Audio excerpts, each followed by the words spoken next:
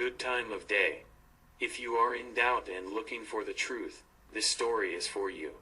At the beginning of the 20th century, a chance occurrence led humanity to the gates of an underground city of giants, the most famous of its kind in those days.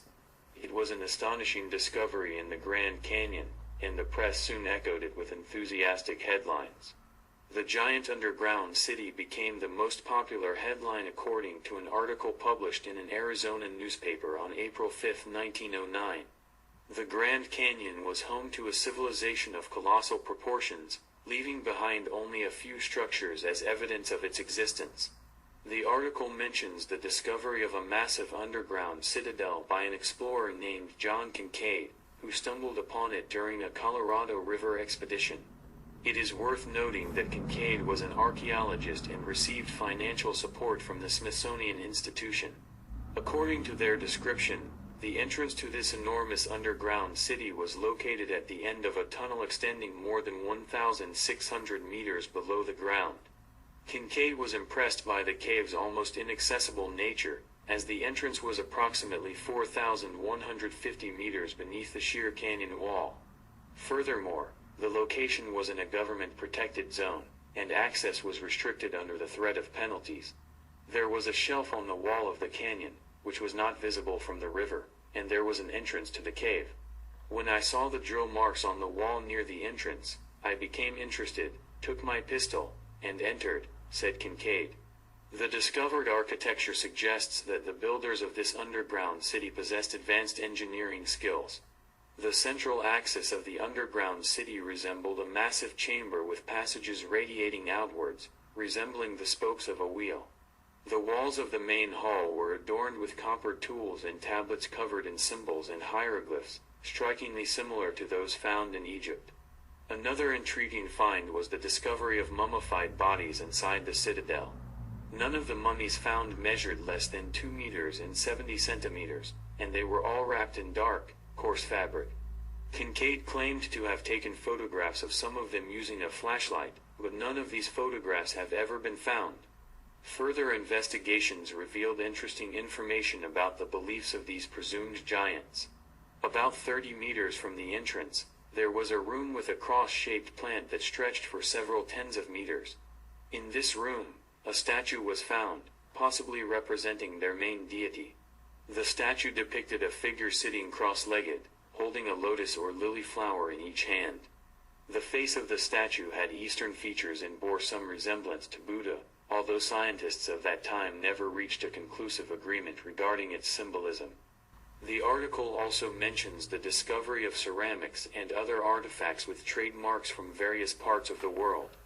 This suggests a rare cultural blend not commonly found in archaeological findings.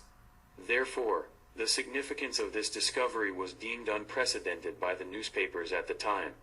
The last chamber they found during the exploration was a ceremonial tomb.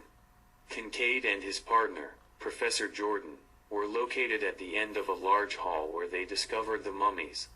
Unfortunately, the article lacks detailed information about this particular discovery. There are no official versions or mentions of this enigmatic underground city. The Smithsonian Institute denies any knowledge of the existence of this underground city, but in the 2000s, a group of tourists exploring the virtually untouched territory of the Grand Canyon came across a hole in the wall. The travelers discovered an underground complex that, according to their estimations, appeared to be over 400 years old.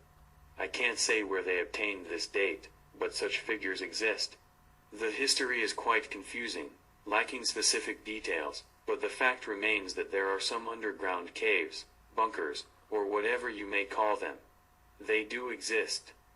As for ancient underground cities, they exist all around the globe, among many small Siberian peoples in Russia who have preserved legends and myths about a white race of people who lived in Siberia long before them. These legends also mention underground cities, some of which are said to be located near the mouth of almost every Siberian river that flows into the icy Arctic Ocean. For example, interesting legends can be heard from local residents near the Lena River in Yakutia, claiming the existence of an underground city that is now abandoned. The entrance to this city is known to a few, but they prefer to keep its location secret. According to the legends, the streets of this city are supposedly still illuminated by eternal lamps of an unknown design that have been functioning for over 1,000 years. Interestingly, similar eternal lamps are depicted in the Hathor Temple in Egypt, leading to numerous debates about whether these lamps were used for lighting or served another purpose, which official science completely ignores. As for Egypt, the absence of soot on the surfaces of chambers inside the pyramid suggests that they must have been illuminated somehow in order to create the intricate wall paintings, not in complete darkness. It is likely that they were illuminated using similar lamps. Judging by the technology of the time, it seems that past civilizations were more advanced and built their bunkers with the latest techniques. And apparently, their technologies were quite advanced, as these lamps have served for an unknown number of years and continue to do so. By the way, such eternal lamps were also depicted in the Heliopolis Temple in Egypt. Rumors circulated about wonderful lamps that burned since ancient times in Egypt, Greece, and Rome. They were lit on their own since the time of burial. However, when the burial was disturbed, the lamps would extinguish and self-destruct. Plutarch mentioned a lamp that hung over the door of the temple of Jupiter Ammon, and St. Augustine mentioned a devilish lamp from ancient Egypt that could not be extinguished by water or wind. In Edessa, during the reign of Emperor Justinian, a similar lamp hung above the city gates and was situated in a specially carved niche, protected from the weather. According to the inscription on it, the lamp had burned for over 500 years until it was destroyed by soldiers in 1401. Near Rome, in 1425, a perpetually burning lamp was found in the tomb of Talanta, the sister of Evander. This lamp had been burning for over 2,000 years since the time of burial. There are numerous similar examples. However, what is notable is that none of these lamps have been presented to scientists in their entirety. The fragments that have come into their possession do not resemble our understanding of lamps based on our technology. Dear like-minded people, subscribe, like, click the bell so as not to miss new videos that will reveal the truth. Remember, the truth is often much more interesting and surprising than official fiction.